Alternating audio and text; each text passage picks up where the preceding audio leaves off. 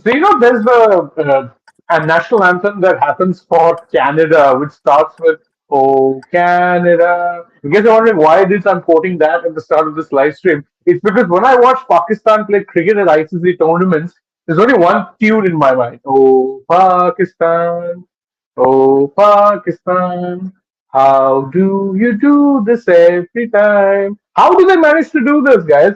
How is it that a simple run chase managed to become an absolute low scoring thriller on what were not very tough conditions? Just Pakistan things, or I mean, I don't know what it is, guys. I'm lost for words.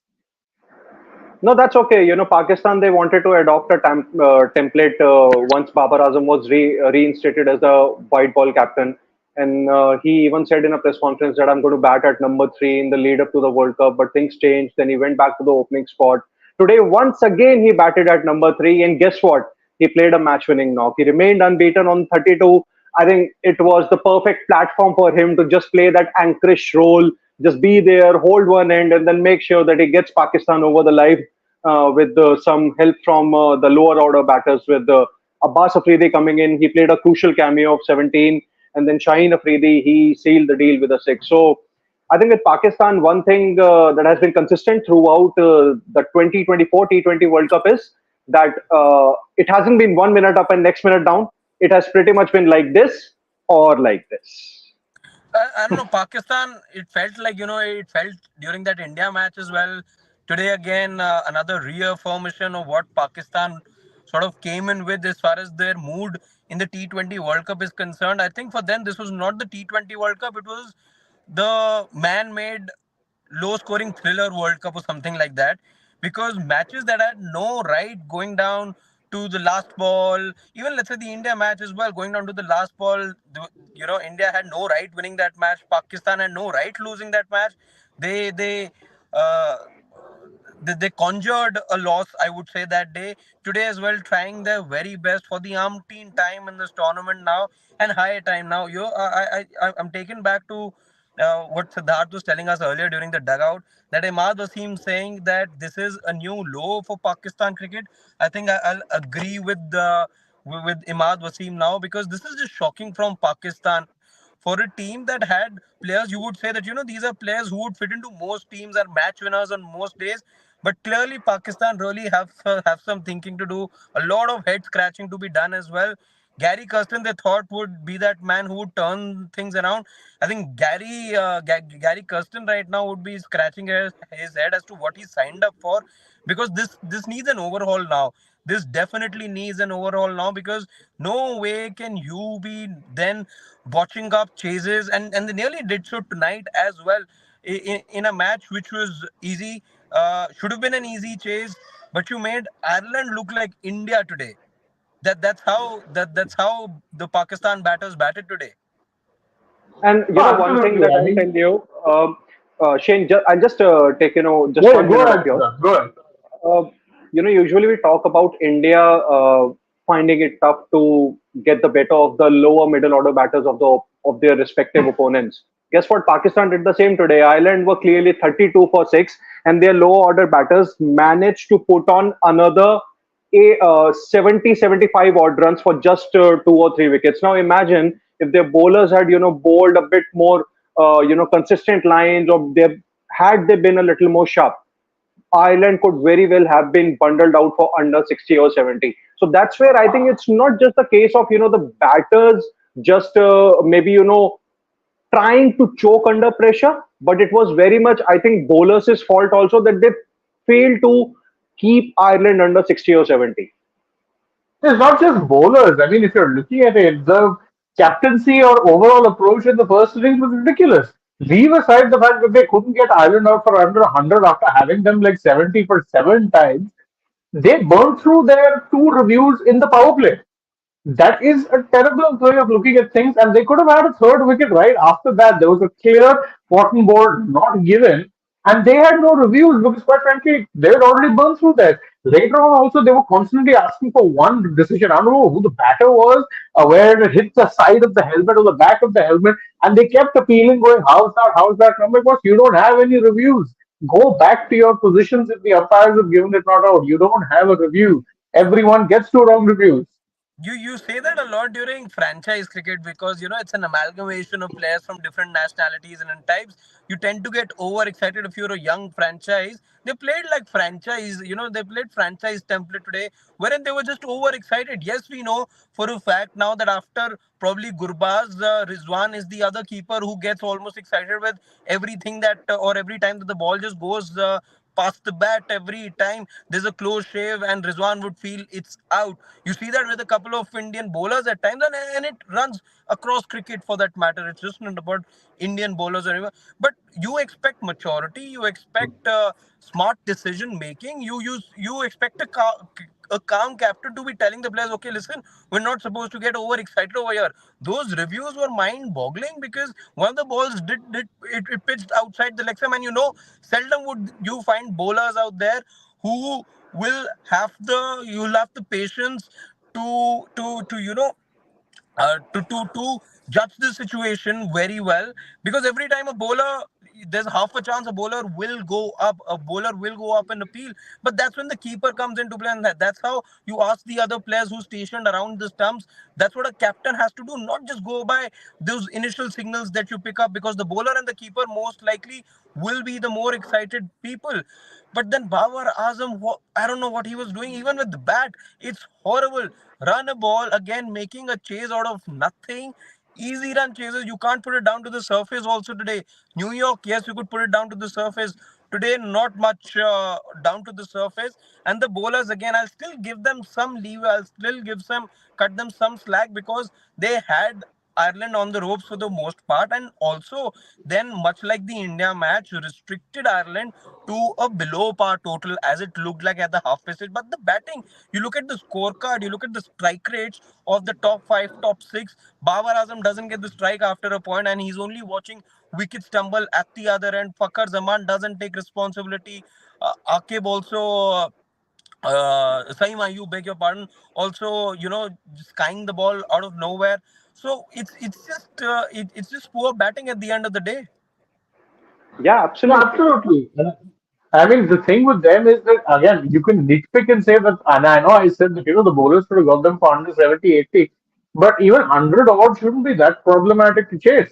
I mean, sometimes I watch this team and I look at them and I think, the way you remember when England chased about 48 against Oman.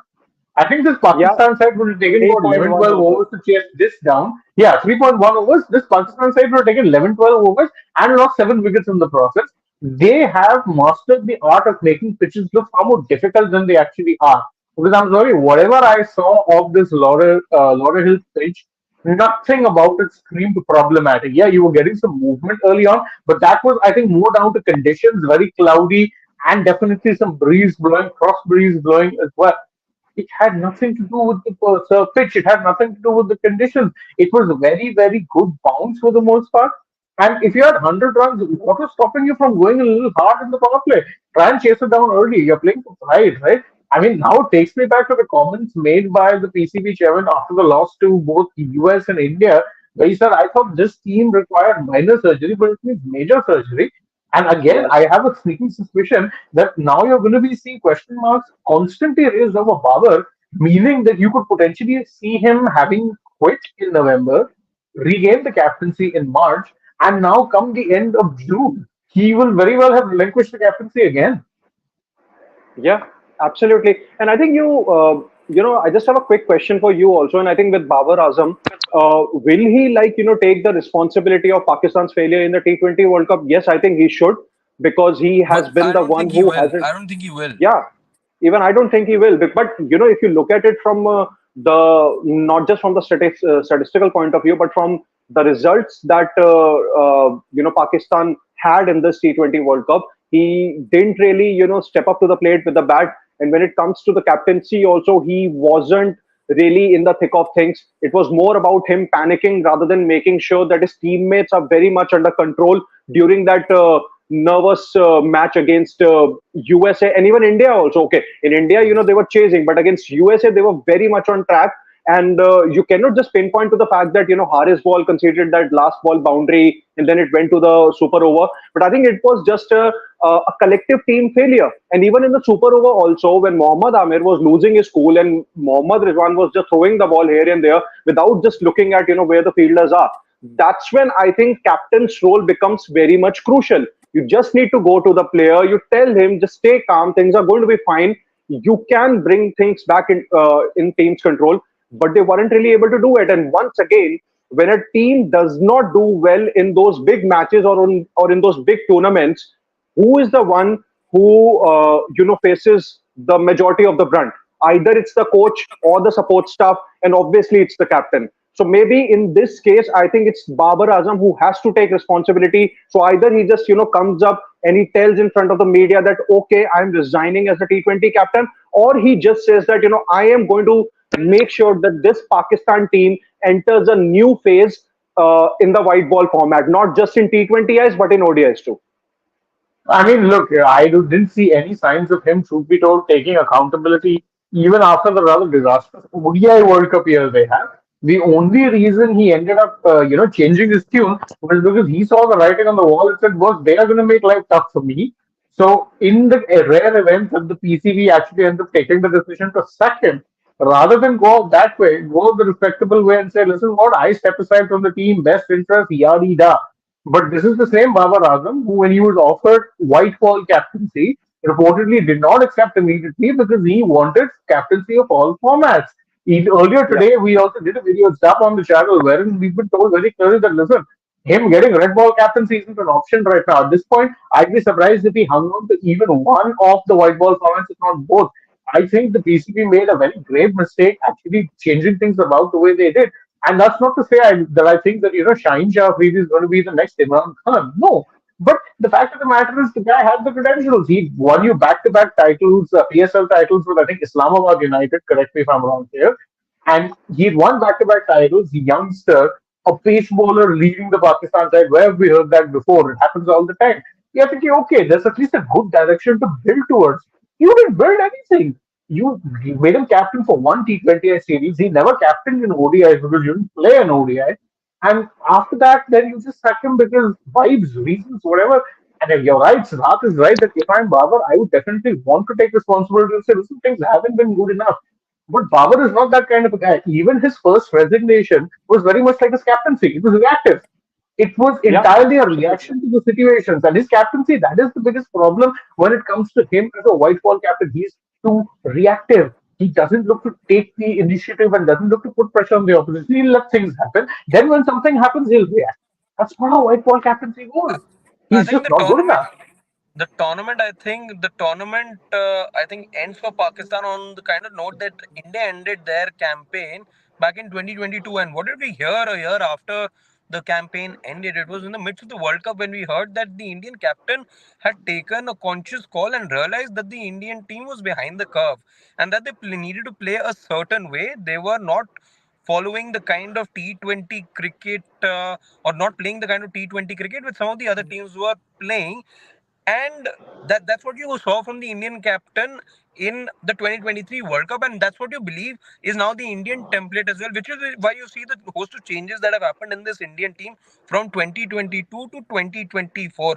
Virat being moved from 3 to number 1, number 2, some of the other players being brought in a different combination India have tried. So Pakistan, I think, end this tournament how India had ended in 2022 with a lot to introspect, as to where their cricket is. Because if this isn't a drubbing, if this isn't a humbling for them, I don't know what will be. This is as good as it is when it comes to certain results shouting that you need. This is an SOS. Let's say this is an SOS for Pakistan. They really need to introspect and change things up completely, because this is not the way you can be playing T20 cricket on surfaces which are true, on surfaces which are not bound to be as competitive as they made it look towards the end. As far as totals are concerned, there is something seriously wrong, and you can't be playing a percentage cricket. You can't be having that safety first approach. That needs to change. So they're very much in a similar situation that India were in 2 years back. The only difference was India were much better chasing. right now Yes. right now, when you've got the total beforehand, it happened against India, it happened tonight as well. There's a way that you pace your innings. That's what they say, right? Good batters pace their innings. The same doesn't hold true right now for Babar Azam, nor for all of the others surrounded around him. None of them have been able to pace their innings. India, the problem was they didn't know what would be a good enough target to set. Here, though, despite knowing, so this is worse in terms of diagnosing the overall issue, because here you've known the target, you've not been able to process things the way any other winning team would have then done it. Absolutely. And I think just a quick question for both of you. Maybe we if we decide to end it after this. Where was the Shaheen Afridi that we saw against Ireland in the recent games? Where was he actually? We saw the. Probably If I, irritated at the fact that he was stripped from captaincy. if my memory serves right, then I think we watched the first couple of overs together only when we were doing the live dugout, and the way he was swinging the ball, I think it brought it brought those memories of the 2021 T20 World Cup, and 21. somewhat the some shades of the 2022 T20 World Cup final also, when he got the better of Alex Sales with that in swinger. So where was he all the time? Waiting for conditions like this, I think. There was Because swing on see, offer. Let's be honest. There was some wind in the air today. There was some wind blowing today that did assist. And see, he did what every good bowler would do, which is make the most of the conditions. That's not to say that he could have done better previously, but if you look at it, I think 9 times out of, or at least 8 times out of 10 in this campaign, it's the batters that have faulted more than the bowlers. Yeah, absolutely. I think that the main problem actually has been the batting more so than anything else. Their batting in T20s is from another era, and it just needs to change. Will it change? I highly doubt, because all more often than not, the PCB chaos is very much the name of the game. But I'll not be surprised if there's at least some noises that come out from our neighbors saying that, listen, we need to change things. yeah. Let's see So, then. guys, should we call it a night? We Or do should you want call to it take a a couple night. of comments? Do you So we want to can take a take a couple of couple of comments? comments, and yeah, and So, then we okay, can I'll wrap it take up. yeah, I'll take one from Freaking Awesome, where he says that this is a better wicket than NY, with both teams made it look like another NY wicket. It was a 150 plus wicket. Rizwan is the only Pakistan player playing decently in overseas conditions. I mean, fair. Mike Madan says that what a terrible team, man. Sterling didn't capitalize much with 6 wickets down. Agree with Saket completely. Saket is also one of our commenters, if memory serves me right. I think So, if def- Ireland would have had those more attacking fields when Pakistan was six down for around 67 odd, and they still Hmm. needed around 40 runs or 45 or 46 balls, things could have Yeah. been completely different. Because any which way absolutely. the two teams were out of the tournament. So if this final result doesn't really matter to any of the teams. It was basically about Hmm. salvaging some pride, Playing or for just pride. making sure that Exactly. end on a high. But even if Ireland would have lost in a bit to make sure that they wanted to take those remaining four Pakistan wickets, I think it would have things would have been different had the field been more attacking. Absolutely. And we'll end with Vanshjan's comment because it's a golden one. He says, at least now it validates the idea that the best two teams from Group A are in the Super 8. Ouch. Can't disagree. Can't disagree. Yeah. No doubt. No team going ahead on No, God. reputation. That's the format. That's the beauty of this format. You look at a New Zealand not going ahead on reputation. You look at a Pakistan not going ahead on reputation. And that's what T20 cricket is all about. It evens out the contest. It shrinks the margin. The margin for error is very, very less. The margin of victory can often be extremely slender at times as well. So that's been it as far as Group A is concerned. Things wrap up in Group A, India A1. That's how they ended. Group toppers as well, regardless of their seeding. The other team, the United States of America, co-host, finishing in second place, taking the second seeding of the particular group. And Pakistan, well, their tournament ends with a 3 wicket victory, but with lots to ponder. Thank you so much, guys, for joining us. Yeah. Shane Dias, Siddharth Gulati, Harshit And Ahuja there's signing just off. one more update, before we just log off. In Group A, Harshit has said that there are two teams that have qualified. It's India and USA. In Group B, it is Australia and England who have qualified to the Super 8. Remember, Scotland haven't really made it to the Super 8 because their net run rate was inferior in comparison to England. Then in Group C, Afghanistan and West Indies have qualified. There's going to be a match between the two teams to decide who ends as the table topper, and that match is on. I think it's Tuesday morning IST. And Yes. Group D is the only one where we just have one more spot to fill for the Super 8.